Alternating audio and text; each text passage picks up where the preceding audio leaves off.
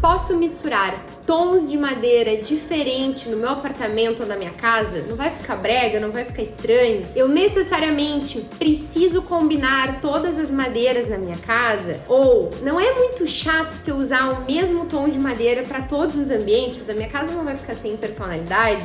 Se tu tem alguma dessas dúvidas, fica aqui comigo nesse vídeo, porque hoje eu vou te explicar um pouco sobre como que a gente pensa, como que a gente faz o planejamento para fazer a escolha das madeiras que a gente vai usar em cada um dos ambientes da casa da gente ou então do teu espaço de trabalho. Vem comigo e bora pro teu cafezinho.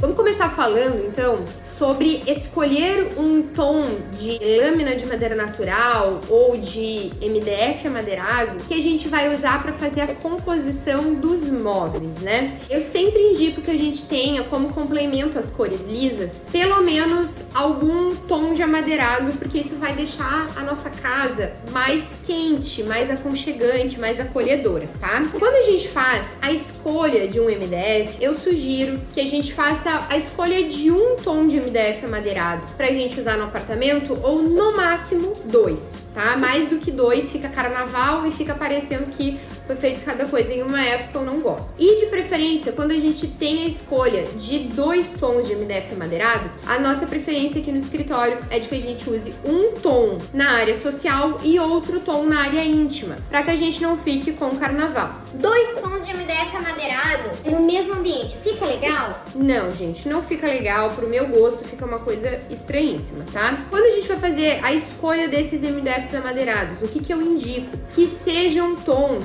um pouco mais neutros, que tu não vai cansar muito, que não vai ficar aquela coisa assim, ai, depois de 4, 5 anos eu não aguento mais olhar para aquilo. Como, por exemplo, aqui eu tenho algumas lâminas um pouco mais marcantes.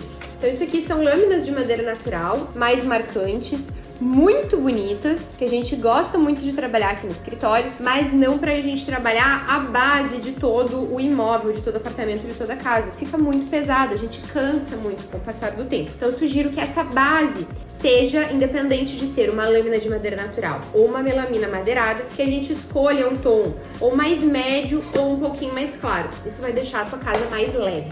Bom, agora vamos pro segundo ponto. Beleza, já escolhi a minha melamina madeirada aqui. E agora, como é que eu escolho os meus móveis? Eu vou comprar uma cadeira que vai ter o pé de madeira, eu vou comprar uma mesa que vai ter o pé de madeira, eu vou comprar um espelho que vai ter um acabamento de madeira. E aí, eu preciso comprar tudo combinando com esse MDF amadeirado que eu já escolhi? Não, não precisa. Outra dúvida, eu preciso comprar todas essas coisas combinando? Então, a cadeira tem que ser exatamente, se eu escolhi esse tom aqui pra fazer as cadeiras do jantar. Precisa necessariamente os outros móveis serem todos iguais? Então eu vou ter uma poltrona na sala, eu vou ter um sofá, eu vou ter mesinhas de apoio. Eu preciso escolher todos os móveis neste mesmo tom que a gente tem, que a gente escolheu um dos itens? A resposta também é não, a gente não precisa. Inclusive, quando a gente tenta fazer isso, no caso aqui no escritório a gente não tenta muito fazer isso, mas quando a gente tem essa tentativa de tentar deixar todas as madeiras iguais, eu não gosto.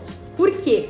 Porque parece que aquilo é uma loja de monstruário, que a gente tem uma marca ali e que todos aqueles itens são iguais e a gente não tem tanto aquela personalidade mesmo, aquela composição. Eu acho muito importante a gente fazer essa curadoria de itens, pra gente fazer uma composição que tenha a cara das pessoas que vão estar morando ali naquele local. Então, se a gente pega móveis que tem todos o mesmo acabamento, a gente acaba ficando com aquele efeito meio flat e não dá essa composição interessante de mistura de materiais, que é o que faz a casa da gente ficar com a cara da gente mesmo, né? Então olha como é interessante, dentro de uma paleta em que as cores se combinem, a gente fazer composições. Então eu posso ter tons mais claros, eu posso ter tons mais escuros, eu posso ter veios mais lisos, eu posso ter veios mais marcados. A gente pode e deve fazer essa composição, porque é isso que traz a riqueza de detalhes, é isso que deixa o nosso ambiente interessante, é isso que faz com que a gente tenha uma personalidade realmente na casa da gente e não cafonice. Agora, alguns cuidados que a gente precisa ter quando a gente vai fazer a escolha das tonalidades que vão predominar a casa da gente. Eu sempre indico que a gente não tenha, aqui eu tenho um MDF que tem, não sei se pelo vídeo vai dar pra ver, mas ele tem um fundo bem avermelhado. Aqui, por exemplo, eu tenho uma lâmina de madeira natural que tem um fundo bem amarelado. É importante que os elementos que predominam não sejam nem vermelhos demais e nem amarelos demais. Quando a gente coloca a luz quente combinada com esses elementos, a gente vai ter um peso visual muito maior e isso com o tempo pode nos trazer aquela sensação de um pouco de cansaço dos materiais que a gente escolheu. Então eu sempre dou preferência para tons um pouco mais neutros. Quente sim, mas amarelo demais ou vermelho demais não, porque fica cansativo. E bom, gente, era isso. Espero que vocês tenham gostado desse vídeo. Se tu curte esse formato de conteúdo, deixa teu like. Se tu ainda não é inscrito no canal também, já aproveita para te inscrever, ativar o sininho, aquela coisa toda. E nos encontramos aqui na próxima semana, que a gente toma o nosso cafezinho sempre juntos.